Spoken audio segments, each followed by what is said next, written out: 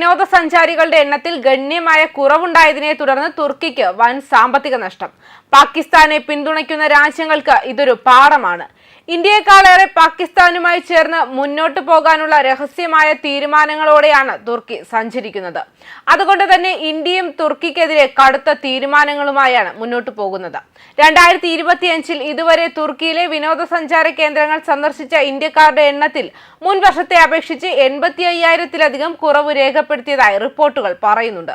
തുർക്കിയിലെ tourist season June 1-നാണ് ആരംഭിക്കുക. തുർക്കി പത്രമായ അലന്യ പോസ്റ്റാസിയാണ് ഇക്കാര്യം റിപ്പോർട്ട് ചെയ്തത്. 2024-ൽ 3,30,000 ഇന്ത്യക്കാർ തുർക്കി സന്ദർശിച്ചു.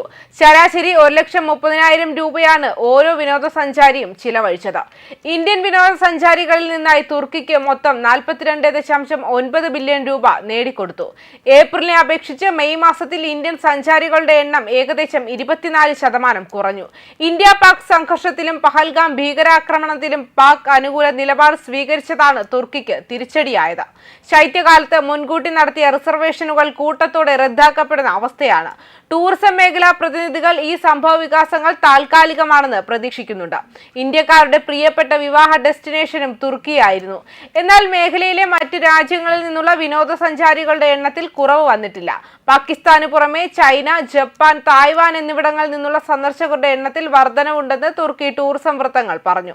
അതേസമയം അടുത്തിടെ ഉണ്ടായ ഇന്ത്യ പാകിസ്ഥാൻ സൈനിക സംഘർഷത്തിന് മുൻപും ശേഷവും പാകിസ്ഥാന് വ്യക്തമായ പിന്തുണ നൽകുന്നതിൽ തുർക്കി ഉറച്ചുനിന്നു.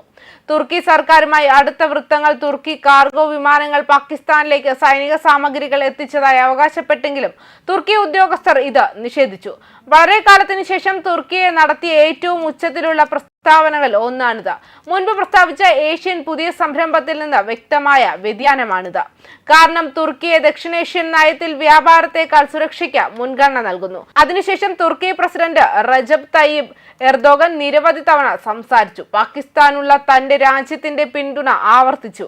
ദക്ഷിണേഷ്യയെ എങ്ങനെ കാണണമെന്നും മേഖലയിൽ ആരെ പിന്തുണയ്ക്കാൻ അനുയോജ്യമെന്നും അവർ കരുതുന്നുവെന്നും തുർക്കിയെ വ്യക്തമായി തീരുമാനിച്ചിട്ടുണ്ട്. ഇത് ഒറ്റ രാത്രി കൊണ്ട് സംഭവിച്ചതല്ല, താൽക്കാലികവുമല്ല. ദേശീയ സുരക്ഷാ മേഖലയുമായി ബന്ധപ്പെട്ടിരിക്കുന്ന ഒരു സുരക്ഷിത ദക്ഷിണേഷ്യ എന്ന ആശയത്തിന്റെ അടിസ്ഥാനത്തിലാണ് തുർക്കി പ്രവർത്തിക്കുന്നത്.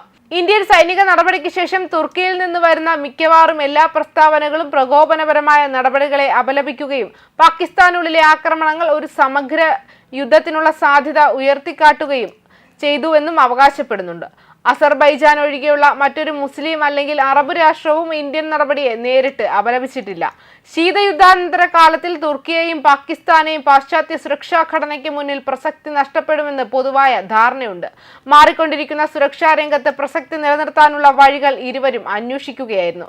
തുർക്കിയുടെ നാറ്റോ സഖ്യകക്ഷികൾ റഷ്യയുമായുള്ള വളർന്നുവരുന്ന ബന്ധത്തെ രൂക്ഷമായി വിമർശിക്കുകയും ചെയ്തു. പ്രത്യേകിച്ച് അവർ S-400 മിസൈൽ പ്രതിരോധ സംവിധാനം വാങ്ങിയതിനു ശേഷം.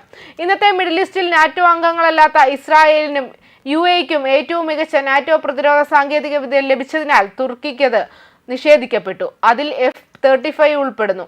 പാകിസ്ഥാൻ ചൈനീസ് പ്രതിരോധ വ്യവസായത്തെയാണ് ആശ്രയിക്കുന്നത്. പടിഞ്ഞാറൻ രാജ്യങ്ങൾ അത് ഉപേക്ഷിച്ചതിനു ശേഷം അവർക്കുള്ള ഏക പോംവഴി അതാണ്. തുർക്കിയുടെ പാകിസ്ഥാൻ നയം ഇന്ത്യ കേന്ദ്രീകൃതമായിരിക്കില്ല, പക്ഷേ ഇരു രാജ്യങ്ങൾക്കും പരസ്പരം ആവശ്യമാണ്. കാരണം അവർക്ക് കുറച്ച് സഖ്യകക്ഷികൾ മാത്രമേ ഉള്ളൂ. എന്നിരുന്നാലും ഏറ്റവും വലിയ ചോദ്യം ഇന്ത്യയുമായുള്ള ബന്ധത്തെ ബലികഴിച്ച് തുർക്കിക്ക് ഒരു പാകിസ്ഥാൻ നയം സ്വീകരിക്കാൻ കഴിയുമോ എന്നതാണ്. ന്യൂസ് ഡെസ്ക് കർമ്മ ന്യൂസ്.